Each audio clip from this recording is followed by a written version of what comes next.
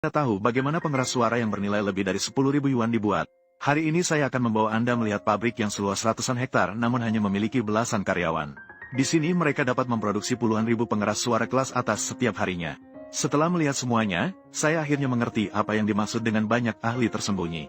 Tampak pekerja memasukkan papan kayu yang dipotong tipis ke dalam roll bertekstur, untuk menutupi dengan lapisan lem yang melimpah.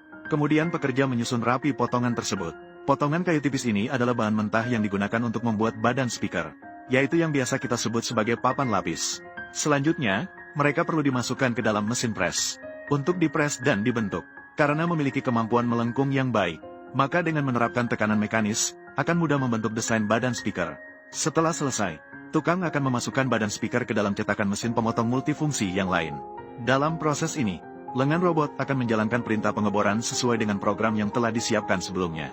Kemudian dia mengganti dengan gergaji, memotong badan speaker sesuai ukuran yang kita butuhkan. Seluruh proses pemotongan dilakukan secara otomatis oleh mesin, menghemat banyak tenaga dan sumber daya.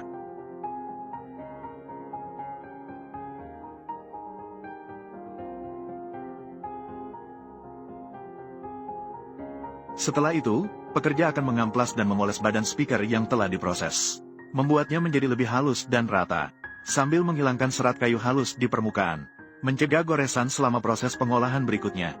Selanjutnya, kita perlu memasang rangka di dalam badan speaker, untuk mendukung keseluruhan badan speaker. Alasan memilih papan lapis berkepadatan tinggi sebagai badan speaker, adalah karena kayu asli berisiko retak, yang mengakibatkan kebocoran suara dan kehilangan suara tertentu.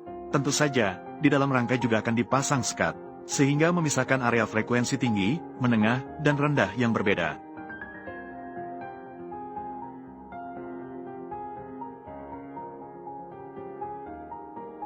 Dengan semangat untuk terus menyempurnakan, badan speaker yang telah selesai perlu diamplas dan dipoles kembali.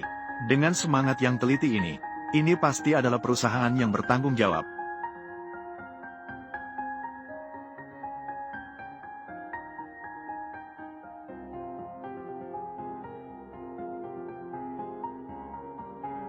Selanjutnya, kita bisa mulai menyatukan badan speaker dengan panel menjadi satu kesatuan. Sebelum itu, perlu membuat lubang untuk pengikat di permukaan badan speaker.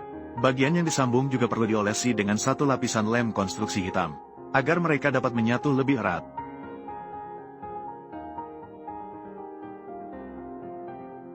Bagian atas kabinet juga menggunakan metode yang sama, menempelkan panel pendukung.